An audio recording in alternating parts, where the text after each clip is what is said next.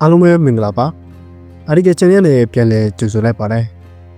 ဒီနေ့ကျွန်တော်တင်ပြမယ့်အရာကတော့ဒီအရင်ကလိုသတင်းဆောင်မပုံစံမျိုးတွေမဟုတ်ပေနဲ့ရတစာတန်းတပုတ်ဖြစ်ပါတယ်ဆိုတော့ဒီရတစာတန်းကိုရေးရတဲ့အကြောင်းရင်းကဒီကျွန်တော်ရဲ့ channel ကိုအားပေးလာတဲ့ကြည့်ရှုနားထောင်လာတဲ့ပရိသတ်တွေအတွက်ရည်ပြီးတော့မှဒါနှလုံးသားအာဟာရဖြစ်စေဖို့အတွက်မြို့တစ်မြို့ရဲ့အကြောင်းကိုရေးဖွေးတင်စားလိုက်တဲ့ရတစာပေါ်တော်ပဲဖြစ်ပါတယ်မြို့ဝင်ကနေစီးစာလွင်ပြမှာကြည်မျိုးစရာကောင်းတဲ့ကြောက်စိလက်ရတွေနဲ့ရှေ့ဟောင်းစီတီပထိုးတွေကိုမြင်ဖို့ပါလားမြို့ရဲ့မြစ်ချောင်းငယ်ကလေးတွေနဲ့တူစိမ့်နောက်တဲ့လမ်းကြောင်းလေးတွေတွိုင်းလျှောက်သွားပြီးရှေ့ဟောင်းကြောက်တဲ့တိုင်းတွေကိုလက်ဖြင့်တွတ်ကြည့်ဖို့ပါလားလေပင်လင်းရင်တစ်ချက်တိုက်ခတ်လိုက်တိုင်းကြားနေရတဲ့တမိုင်းရဲ့အတန်တွေကိုနားထောင်ကြည့်ဖို့ပါလားတကယ်လို့မကြားရသေးဘူးဆိုရင်မြို့မြောက်ဦးဟာမြင့်တွက်စောင့်မျှော်နေစေပါရခိုင်ပြည်ရဲ့ရင်အုပ်ထဲမှာအသက်ခုန်နေစေဖြစ်တဲ့နှလုံးသားလို့ခေါ်ဆိုထိုက်တဲ့မြောက်ဦးမြို့ဟာတမိုင်းရဲ့အသက်သွေးကြောလို့ဆိုချင်ပါတယ်ကျွန်တော်နဲ့ပထမဆုံးတွေ့ဆုံခဲ့ချိန်မှာတော့မိတ်ဆက်တွေရဲ့အမွေကိုရောင်ကျင်တန်းတွေကြားမှာတိတ်ဆိတ်စွာထိမ့်သိမ်းထားတဲ့တရားအပြည့်နဲ့မြို့လေးတစ်မြို့အဖြစ်တွေ့ခဲ့ရပါတယ်မြောက်ဦးဟာရခိုင်ပြည်ရဲ့ရင်သွေးပါကွယ်တကယ်တော့မြောက်ဦးမြို့ဟာရာစုနှစ်တွေအလီလီရခိုင်ရဲ့နေရင်းနေရတွေနဲ့အချက်ချဌာနအမုံမြင့်ထားရဗဟိုနေရာတစ်ခုဖြစ်ပါတယ်မြောက်ဦးရဲ့မြေပုံတစ်ခုကိုအပေါ်ကနေကြည့်လိုက်ရင်အကြီးကျယ်ဆုံးအမကန်တင်းထက်ကြောက်တုံကြီးတွေနဲ့တိဆောက်ထားတဲ့မြို့ရိုး33မိုင်အရှိကလေတွေကြားမှာလိတ်လိတ်ကလေးကွင်းနေပါတယ်တခါတည်းမှာကျွန်တော်အဲ့ဒီမြို့ရိုးပေါ်တက်ပြီးကြာကြီးထိုင်မိပါတယ်မျက်လုံးမှိတ်လိုက်ရင်ခန်းသားထေဝါလာတဲ့နန်းတော်တီးကစီးစိမ်ခနဲ့မင်းမူမှတ်တွေတပည့်တပန်းတွေကိုမြင်ရောက်မိပါတယ်။နားဆွေးလိုက်ရင်ရခိုင်စစ်တီတော်တွေရဲ့ခြေတံလက်တံတွေကိုခုထိကြားနေရတယ်လို့ထင်မိတာပေါ့။အော်မြောက်ဦးအမည်နာမသာလှတာမဟုတ်ဘူး။တီတောင်ချင်းဇက်လန်ကလည်းပို့ပြီးစိတ်ဝင်စားဖို့ကောင်းပါတယ်။ရခိုင်ပြည်ရဲ့အကကြမ္မာကိုဆုံးဖြတ်ခဲ့တဲ့တက္ကရာ992ခုနှစ်တော်တလင်းလဆန်တလင်းတွေနဲ့ဂျာတာပတိဖွာဘရင်မင်းဆုံးမှုမှာရွေးချယ်စရာနှစ်တွေရှိခဲ့ပါလေ။ရှစ်ပညာရှိဟူအတက်တို့ကနှစ်နေတဲ့ပင်နေလက္ခဏာတွေနဲ့ရှောက်တင်ကြတဲ့အခါအရှင်မင်းကြီးမိန်လက်ကန်ဆယ်နဲ့မြို့တော်ကိုတိဆောက်မယ်ဆိုရင်အရှင်အသက်တော်ရှိကြပါမယ်။ဒါပေမဲ့လို့မြို့တော်မှာက3နှစ်ညတာခံပြီးပြည့်စည်ရပါလိမ့်မယ်။ဒါမှမဟုတ်အရှင်သားကကန်လက်ကန်ဆယ်နဲ့မြို့တော်ကိုတိဆောက်မယ်ဆိုရင်မြို့တော်ကရာစုနှစ်များစွာခိုက်ခက်တည်မြဲမှာဖြစ်ပါတယ်။ဒါပေမဲ့အရှိတက်တော်မူက3နှစ်မြတ်သာရှိကြပါမယ်ဆိုပြီးတော့မှဒါဘယင်ကိုရှောက်တင်ကြပါတယ်။ဘယင်နန်းဆောင်ကိုတဖြည်းဖြည်းတိုးဝေလာနေတဲ့လေပင်လင်းရင်းတွေကိုရှူရှိုက်ပြီးခိုင်မာတဲ့ဆုံးဖြတ်ချက်ကိုဘယင်ကချမှတ်ခဲ့ပါတယ်။အဲ့ဒါကငါအသက်ကိုတူစီပြီးမြို့အသက်ကိုရှည်စေဆိုပြီးအမိန့်တော်မုံလိုက်ခြင်းဖြစ်ပါတယ်။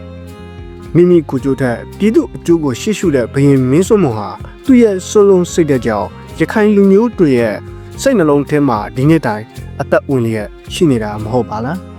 ဒီလိုမြောက်ဦးရဲ့လှပတဲ့နာမည်ရဲ့နှောက်ကွယ်မှာစွန့်လုံးအနစ်နာခံမှုတွေနဲ့သမိုင်းတွေရှိကြတယ်ဆိုတာလေးမျက်နှာပထိုးတော့ကတတ်တယ်ဖြစ်ပါတယ်ဒီမျိုးလုံး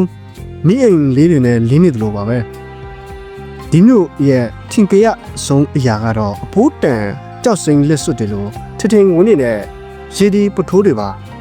မြောက်ဦးမှာရေဒီ8400ရှိတယ်လို့ပြောစမဲ့ပြုကြပါတယ်လက်တွေမှာတော့ဒီမြို့ကလေးမှာရေဒီပထိုး1000ရှိပြီးရှိတဲ့အကြောင်းကိုတမိုင်းမှန်တော်တွေကဆိုကြပါတယ်8000တုတ်ကန်သိန်းအန်တော်သိန်းရေတနာပုံစီဒီလောင်ဝမ်းပြောက်အနော်မာစီဒီစတဲ့များပြားလှတဲ့စီဒီပထိုးတွေအပြင်ပီလီကတိုက်တွေလည်းရှိခဲ့ပါသေးတယ်စီဒီတစ်ခုရှင်းစီကမတူညီတဲ့ပုံစံတွေပြည်သူကလက်ရတွေကအမခံစရာပါစီးစာခြေလန်းတွေစပြီးတဲ့အချိန်မှာအဲ့ဒီအရာတွေကိုအပေါ်ကမြင်ရရင်အဲ့ဒီအချိန်ကရခိုင်မြို့တော်ဟာအနိမအရက်ကိုရောက်နေတဲ့မင်းအင်တာဒီနေရာတစ်ခုလို့ခန်းစားရမှာအမှန်ပါပဲကျွန်တော်တခါမှတ်မိတယ်ပေါ့ရွာသားတအုပ်ကသူတို့ရဲ့ဘိုးဘွားတွေကစီဒီတွေကိုညီမတီထားကြတာမဟုတ်ဘူးကောင်းကင်မှာတီထားကြတာလို့ပြောပြဖိုးပါတယ်ကျွန်တော်လမ်းကြည့်မိတယ်အဲ့ဒီစကားကမမှားဘူးလို့တွေးမိတယ်အောင်မိုးတိမ်တွေနဲ့ရောဆက်နေတဲ့ပထိုးတစားတွေကတကယ်ပဲကောင်းကင်မွန်ကတင်ပြီလို့ထင်ရတာကို ကြောက်ရွံ့စီထားတဲ့မြို့မဟုတ်ပဲတစ်ပင်တွေနဲ့ဖက်တွင်နေတဲ့အသက်ရှင်မြို့တစ်မြို့လိုပါပဲ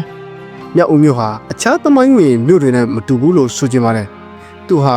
ကြောက်သားကြောင့်ရှင်တန်ဒါမျိုးမဟုတ်ပဲတဘာဝတရားနဲ့တသားတည်းဖြစ်နေတဲ့မြို့တစ်မြို့ပါမိုးရသည်မှာစိမ့်လန်းဆူပြေတဲ့တောက်ကုန်းတောင်တွေနဲ့အပေါ်ကစီဒီတွေဟာအင်ဂျင်ရွှေအောင်နဲ့တင်တယ်လှပါတယ်ဆောင်းရသည်ရဲ့မြူကိုးတွေကြားမှာပျောက်ကွယ်တော့တစားတွေဟာလွမ်းစီရကောင်းလာပါတယ်တစ်ပင်ကြီးတွေဟာစီဒီပထိုးတွေနဲ့ရှော့ရှက်ဖက်တွင်နေကြပါတယ်တခါတရံမှာတစ်ပင်ရဲ့အမြင့်တွေကစီဒီကိုပခုံးပေါ်ထမ်းလို့ထောက်ပံ့ပေးထားသလိုပါပဲနောက်ပြီးတော့တခါတရံမှာပဲတစ်ကိုင်းတွေကစီဒီတော်ရဲ့ဥထုပ်ဆောင်းသလိုကာကွယ်ပေးထားပြန်ပါတယ်ဒီအချက်ကရခိုင်မင်းဆက်တွေရဲ့တစ်ပင်တစ်တော်တွေနဲ့ရင်းနှီးမှုကိုပြနေတယ်လို့ဆိုရမှာပေါ့ရှစ်ခေတ်ကမိသူကတွေဟာမြောက်ဦးကိုပုံဖော်တိဆောက်တဲ့အခါတဘာဝတရားနဲ့လူသားတွေရဲ့ဖန်တီးမှုအတူတကွရှင်းတန်ကြောက်ကိုလူလားကြတယ်လို့ယူဆစရာပါအဲ့ဒါကိုပဲနှစ်ပေါင်းရာရှိပြီးလက်တွေ့ပြတာနေခဲ့တာပေါ့တမိုင်းတွေဝေစီပြီးအနာဂတ်ကိုလမ်းဖွင့်ပေးနေတဲ့မြို့မြောက်ဦးဟာနှကျင်တရားတွေရှိထားပေမဲ့ပြန်လည်ကောင်းမွန်လာမယ်လို့ယုံကြည်ပါတယ်ဒီမြို့ရဲ့အသက်ဟာလူသားတွေရဲ့မျှော်လင့်ချက်တွေပေါ်မှာမူတည်နေတာပါမြောက်ဦးကိုရခိုင်ရည်ကြီးမှုရဲ့ဘို့ကျတဲ့နေရာဖြစ်ပြန်လေတိဆောက်ဖို့အတွက်စိတ်အားထက်သန်နေကြတဲ့လူငယ်တွေကိုလည်းတွေ့ရပါတယ်မြို့အဟောင်းရဲ့ဒဏ်ရာဒဏ်ချက်တွေကိုကုစားဖို့အချိန်လိုအပ်ပါတယ်ရခိုင်ပြည်ရဲ့ယဉ်ကျေးမှုအမွေအနှစ်တွေကိုထိမ့်သိမ်းဆောက်ရှောက်ဖို့နဲ့အနာဂတ်မျိုးဆက်သစ်တွေစီကိုလက်ဆင့်ကပ်ဖို့အများကြီးဝိုင်းဝန်းကူညီမှုကအရေးကြီးပါတယ်ဒီနေ့မြောက်ဟူဟာသူ့ရဲ့ဂုံရီဂုံတိတ်ခါနဲ့ပြန်ထခြင်းပြန်ထနေမယ်လို့မျှော်လင့်ရပါတယ်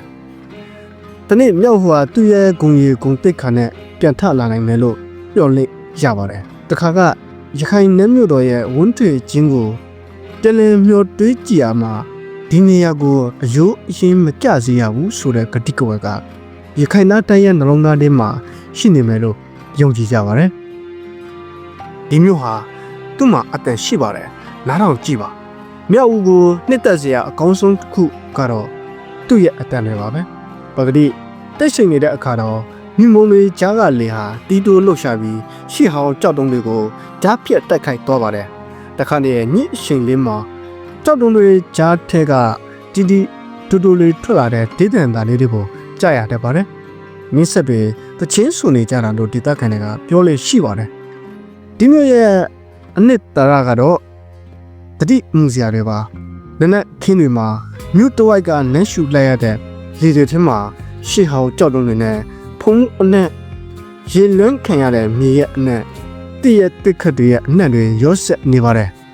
မနေ့စောစောပိုင်းမှာမြောက်ဦးစီတီတစ်ခုပေါ်တက်ပြီးတက်ဆိတ်စောကြည့်ရတာဟာဘာမှမပြောနိုင်လောက်အောင်ကောင်းမွန်တဲ့ခန်းစားချက်တစ်ခုကိုပေးဆက်နိုင်ပါတယ်ကျွန်တော်တို့ရခိုင်တွေအတွက်မြောက်ဦးမြို့ဟာစေုံကြီးတစ်ခုပါလောကနဲ့နှစ်တကထူးထူးဆန်းတွေ့ကြရတဲ့အသက်80ကျော်အဖိုးအိုတူကိုမှတ်မိနေပါတယ်သူကနေမကောင်းလို့ဖျားနေပေမဲ့ဇီဒီဘရိုတစ်ခုရဲ့အနားမှာအကြကြီးထိုင်ပြီးမှအိမ်ပြန်ခဲ့ပါတယ်သူပြောတာကရှေ့အားကျုပ်တို့ရခိုင်တွေတော်တော်မြောက်ဦးဟာစေုံကြီးတစ်ခုပါကျေးဇူးရှင်ဘိုးဘေးပြည်ပင်တွေရဲ့စိတ်ဝိညာဉ်တွေစုစည်းရဒီနေရာမှာထိုင်လိုက်ရင်စိတ်အများကြီးတောက်ရတယ်လို့ကျမ်းမာတာပါပဲလို့သူပြောပြပူပါတယ်အဲအောင်စရာအကောင်းဆုံးကရခိုင်လူမျိုးတွေအတွက်မြောက်ဦးဟာသူတို့ရဲ့ဇာတိမြေတဲ့တန်ဖိုးကြည့်တယ်ဆိုတာပါပဲလက်ခုပ်လောက်ဝတဲ့နေနဲ့တခါကမြူတွေထဲမှာပျောက်ကွယ်သွားခဲ့တဲ့အခမ်းအနားကြီးတွေလူစီကားခဲ့တဲ့ဈေးတန်းကြီးတွေမလေးရှားကနေဂျပန်တရုတ်အိန္ဒိယတိုင်မကျန်အနောက်တိုင်းနိုင်ငံတွေကရောရောက်ရှိလာကြတဲ့ကုန်တွေရဲ့အမွေအနှစ်တွေကိုသူတို့ရဲ့သွေးတဲ့အယိုးထဲမှာရှင်သန်စေဖို့လက်ဆင့်ကမ်းလာခဲ့ကြပါတယ်ဒီမျိုးဟာတောင်တက်ရင်နင်းပြခံထားရတယ်လို့လူနာတယောက်လိုပါပဲကံမကွန်းစုံနဲ့ပဲလက်ရှိမြောက်ဦးရဲ့နှလုံးသားဟာစစ်ဘေးတန်ကြောင်ထင်ရတဲ့အပြည့်ရရှိထားပါတယ်လွန်ခဲ့တဲ့နှစ်တွေအတွင်းမြောက်ဦးဟာစစ်ပွဲတွေရဲ့ပိတ်မိခံခဲ့ရပါတယ်ရေရှည်တည်တတ်ဖို့ဖန်တီးခဲ့ကြတဲ့အမှုပညာလက်ရာတွေကြောက်တုံးတိုင်းတွေပပုလက်ရာတွေဟာလက်နဲ့ကြီးတွေကြောင့်ပြစ်ခတ်ခံခဲ့ပြီးအကွယ်ခဲ့ရပါတယ်အခုတလောတော့ရောက်လစ်ပတ်သူတွေကမြောက်ဦးကိုတိုးတက်ဖွံ့ဖြိုးကြံလိုတဲ့လူနာတအူးလိုတင်စားပြောဆိုကြတာကြားရပါတယ်ဒီအခက်ခဲတွေကြားမှာမြောက်ဦးရဲ့စိတ်ထဲဟာမိုက်တိုက်မနေပါဘူးသူဟာຫນွေမိုးဆောင်းမှာတခါတည်းခိုးလုံးစရာရက်ဒီကအပြုံးတစ်ချက်ပေးနေစေပါပဲဒီနေ့ပြည်သူတွေရဲ့အသေးနှလုံးအဖြစ်ဘလို့ပြန်ရှင်တန်လာမလဲလို့စဉ်းစားမိပြန်ပါတယ် သူ့ရဲ့အသက်နဲ့ဇီဝတွေဟာတမိုင်းကိုဖိရှားပြလို့မရပါဘူးရခိုင်လူမျိုးတွေရဲ့နေ့စဉ်ဘဝမှာလည်းပါဝင်နေစေပါပဲဒီနေ့အချိန်ခါမှာတော့သူဟာအိမ်မက်တွေရဲ့ယတနာတိုက်ဖြစ်တည်ရှိနေစေပါပဲသူဟာခွန်အားတွေပြန်ရလာနေပါပြီရှစ်တောင်အရှက်မှာထူးခြားတဲ့တမိုင်းမှတ်တိုင်တစ်ခုဖြစ်တဲ့မြောက်ဦးမြို့ဟာအခြားယဉ်ကျေးမှုတွေနဲ့ဆက်ဆက်မှုတွေကိုလည်းပြသနေတဲ့နေရာတစ်ခုဖြစ်ပါတယ်သူရဲ့အနုပညာလက်ရာတွေမှာဟိန္ဒူဗုဒ္ဓအစရှိတဲ့ရည်ကျင်းမှုတွေနဲ့လည်းတချို့နေရာတွေမှာရောဆက်တာမျိုးတွေလည်းတွေ့နိုင်ပါတယ်မြောက်ဦးဟာရခိုင်ပြည်နယ်တွေရဲ့နန်းတော်တမကယဉ်ကျေးမှုအသီးသီးကိုဖတ်တွေလက်ခံခဲ့တဲ့လက်ကမ်းကျူစုံမှုရဲ့အထိတ်အမှတ်လည်းဖြစ်ပါတယ်မြောက်ဦးကကြောက်တုံတိုင်းမှာရခိုင်ပြည်သူတွေရဲ့ဝိညာဉ်ကိုတစိမ့်တစ်ပိုင်းထည့်သွင်းထားတယ်လို့ဆိုပါတယ်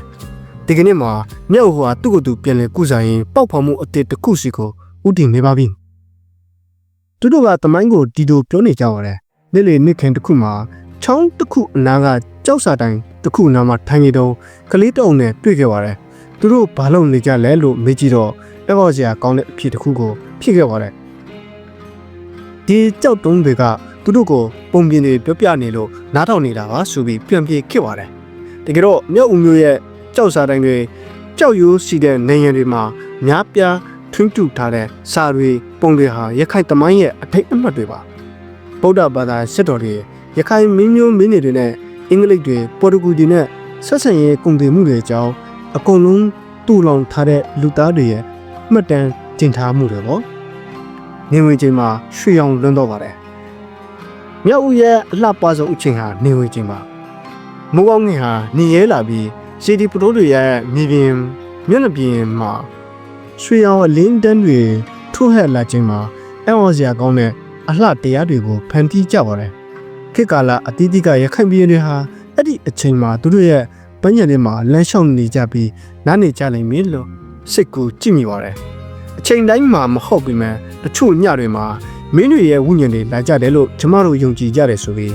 အသက်80ကျော်အပတ်ဥကတွပြဖူးပါတယ